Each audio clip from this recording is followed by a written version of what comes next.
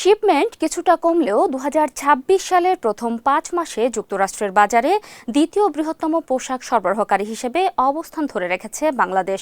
Official তথ্য অনুযায়ী মার্কিন ক্রেতারা চীন থেকে মুখ ফিরিয়ে নেওয়ার ধারাবাহিকতায় এই অবস্থান ধরে রাখা সম্ভব হয়েছে।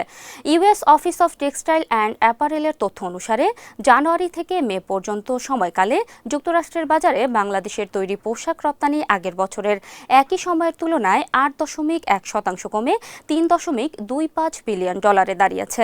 তবে এই পতনের হার যুক্তরাষ্ট্রের সামগ্রিক পোশাক আমদানির বাজার সংকোচনের চেয়ে কম।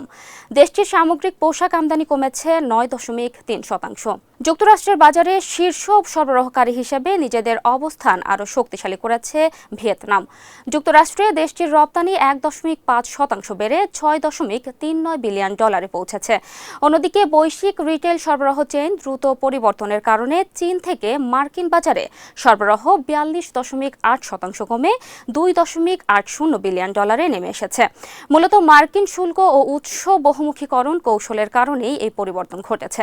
পোশাকের পরিমাণের দিক থেকেও চীনের সরবরাহ প্রায় 30% কমেছে। এই পরিস্থিতিতে সবচেয়ে বেশি লাভবান হয়েছে ইন্দোনেশিয়া ও কম্বোডিয়া। যুক্তরাষ্ট্রে দেশ দুইটির পোশাক রপ্তানি যথাক্রমে 5.5% ও 14.9% বেড়েছে, আর ভারতের রপ্তানি কমেছে 26.4%। বাংলাদেশ যদিও বাজারে আগের অবস্থান ধরে রাখতে পেরেছে, তবে এসব পরিসংখ্যান বলছে চীন থেকে চলে যাওয়া ক্রয়াদেশের বড় একটি অংশ বাংলাদেশ এখনো দখল করতে পারেনি। অথচ এক্ষেত্রে এই অঞ্চলের অন্যান্য প্রতিযোগী দেশ আরও দ্রুত গতিতে এগিয়ে যাচ্ছে।